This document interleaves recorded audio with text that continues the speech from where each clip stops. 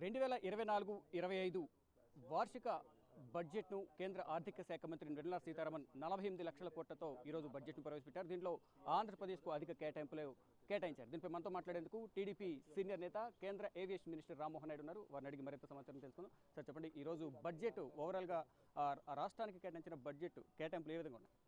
రాష్ట్రానికి చాలా అద్భుతంగా కేటాయింపులు జరిగాయి.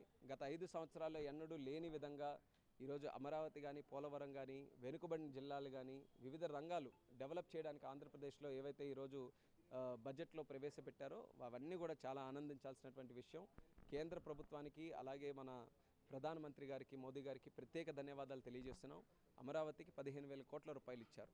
అమరావతిని నాశనం చేయాలని కంకణం కట్టుకొని పనిచేశాడు జగన్ రెడ్డి. 5 సంవత్సరాలు కూడా ఎక్కడ ఒక్క ప్రాజెక్టు తీసుకొని రానివ్వకుండా శ్మశానంలో తయారు చేయాలని రైతుల్ని ఇబ్బంది పెట్టి కక్షపూరితంగా అమరావతిని డిస్ట్రాయ్ చేశాడు.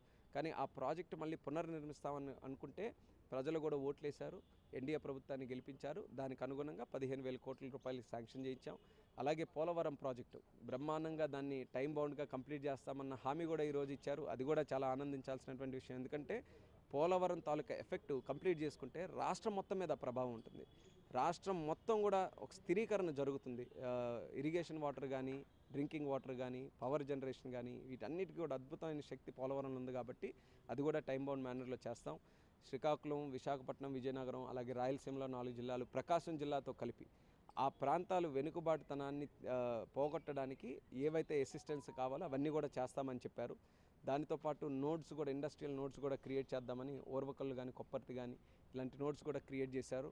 అయితే ప్రభుత్వం వచ్చి 60 రోజుల్లోనే కేంద్రం ప్రవేశపెట్టే బడ్జెట్లో ఇన్ని అంశాలను పొందుపరచడం అనేది నిజంగా ఒక గొప్ప విజయంగా మనం చెప్పుకోవాలి.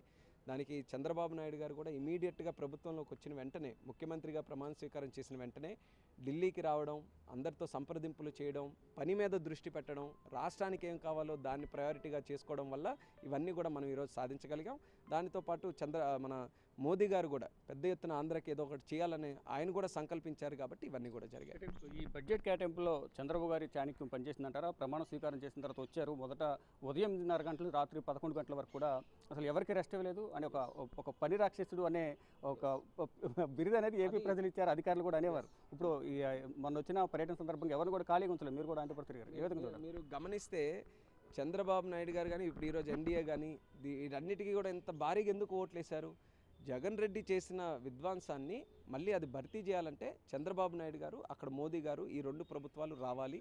దాంట్లో పవన్ కళ్యాణ్ గారు కూడా ప్రత్యక్షంగా ఉండాలని చెప్పి ఈరోజు భారీ మెజారిటీతో మా అందరినీ కూడా గెలిపించడం జరిగింది. ఆ నమ్మకం ఏదైతే చంద్రబాబు నాయుడు గారు మీద ఉండిందో అది నిలబెట్టుకున్నారు ఆయన.